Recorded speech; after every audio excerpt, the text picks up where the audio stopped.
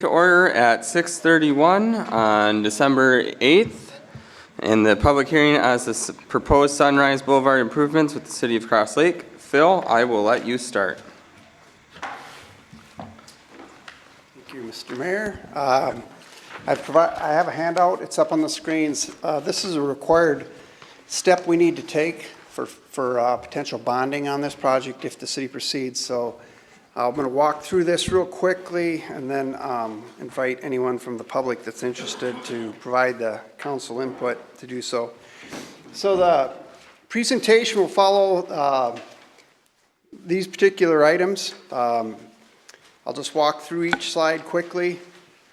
So the background of this project is that the city received a valid petition signed by more than 35% of the property owners with frontage on Sunrise Boulevard asking for the city to improve it. We verified that. We went back and we looked at what the pavement ratings, which the city uses to establish its road improvements, were for Sunrise Boulevard.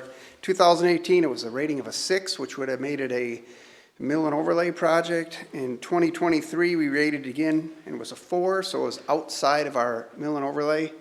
That's also the year we added the 5-year road improvement plan that the city adopted in October of 2023. Then we rated it again in 2025, and it rated as a 4. So in our mind, that would be either a full depth reclamation. You've probably seen that before, where they chew it up and build on top of it, or they reconstruct it, pull all the pavement off, and put class 5 down if there's not any class 5 under it, which we run into a lot in the city. It's got very sandy soils, and a lot of times in the past they would just build on the sand, which is fine, but it's not as strong as a road that's on class 5. We did soil borings this year after the petition was provided and the city requested we do the preliminary engineering report. We found out of 3 borings, we found 2 borings had no class 5 aggregate under the blacktop, and 1 boring had 2 inches. Our standard city section is we do 5 to 6 inches of class 5. So they're not very, they aren't built to our standards today. We completed preliminary engineering report in October 31st of this year. And again, this was not part of the city's adopted 5-year plan, so it can't fall under our statute 475 bonding that comes with the 5-year plan. What we're proposing to do based on the information that we obtained is remove the existing pavement, build a new road section, which would be 6 inches of class 5 and 3.5 inches of bituminous. And then we replace the driveways to the property line with the same material. So if the property owner has concrete, we replace the concrete driveway probably to the closest seam in a concrete driveway rather than cutting it. But for blacktop, we'd go right to the property line, or for gravel, it would be put back with gravel. We also replaced the mailbox posts if they're not the swing type mailboxes. Again, we do that so that our public works staff isn't replacing mailboxes, because we throw snow into them and demolish them. We estimate the total cost of the project to be $294,000 based on our experience with costs that the city's seen in the recent past. So this improvement is planned to be assessed, and it would be assessed as part of the Minnesota Statute 429, which allows the city to bond for the dollars, or as long as certain criteria are met. One of the criteria, or one of the steps, is to do the preliminary engineering report, which we completed in October. The next thing is to do the improvement hearing, which is what we're at today. The next step, and this would be to be determined in the future if the city proceeds with this improvement, is to hold an assessment public hearing. The city's traditionally done that at the end of the project, or very close to the end of it, when all the costs are known. So the city follows ordinance number 358, which is they make an assessment to each parcel at a rate that does not exceed the market value benefit. And we try and determine what's an acceptable rate, or by looking at an opinion of market value benefit, as well as considering the city's past practice. As I mentioned before, assessment, if this project goes forward, happens towards the end. With the way construction happens in the city, that's usually like a September, October timeframe after we've kind of got the work done. to pay the assessment if the city does proceed with this and proposes and adopts an assessment. You can pay an interest fee within 30 days of adoption or over a period of time at an interest rate determined by the city. So we use the market value benefit assessment, and what I'm showing here is what we had done for an opinion of market benefit on Harbor Lane. It was done in June of 2024. I picked it because it showed reconstruction of residential property, both vacant and with a home on it. This is no lake, but traditionally, or I guess historically, the city has chosen not to separate lake and non-lake. They've just chosen to say it's a residential lot or it's a vacant lot.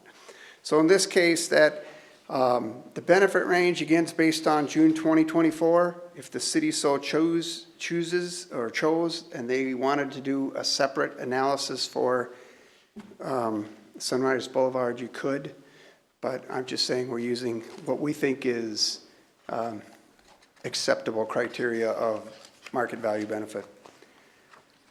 Traditionally, the city has assessed on the lower end. As for example, just this year, the city assessed for Harbor Lane a reconstruction $6,000.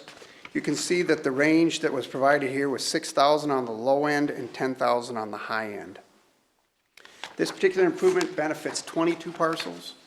So if we just speculated that the city was around the low end at $6,000 a lot, you would be looking at $132,000 to be assessed out of the project cost, which is about 45%. If you were on the high end at $10,000 a lot, you would be assessing $220,000, which is 75% of the estimated project cost. I think last year we ended up assessing about close to 50% of the year two improvement.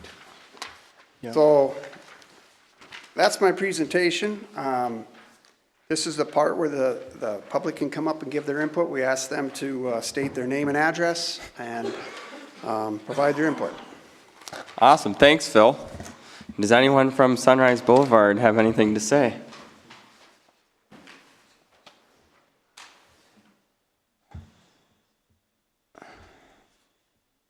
Step on up to the podium if you do.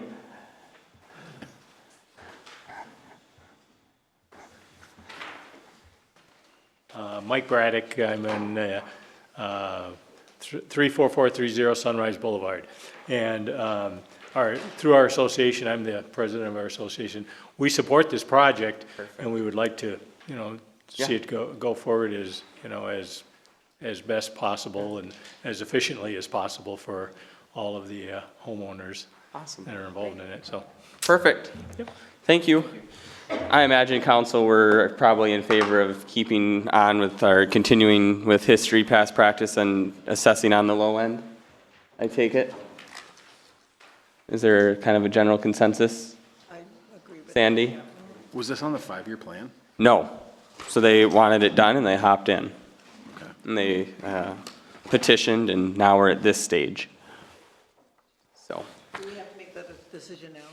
I think we have to do a resolution ordering the improvement and preparations of the plans, and then after that, Right. You don't have to decide on the assessment amount today. You'll probably do it when it's done. over. Yeah, when it's Okay. done.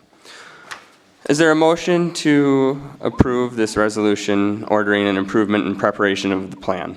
I'll make that motion.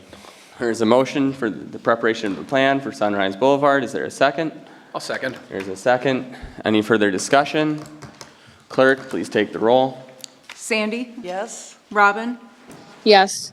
Bob? Yes. Jackson? Yes. Jamie? Yes. Motion carries. Is there a motion to adjourn the public hearing? I move to adjourn this public hearing. There's a motion to adjourn the public hearing. Is there a second?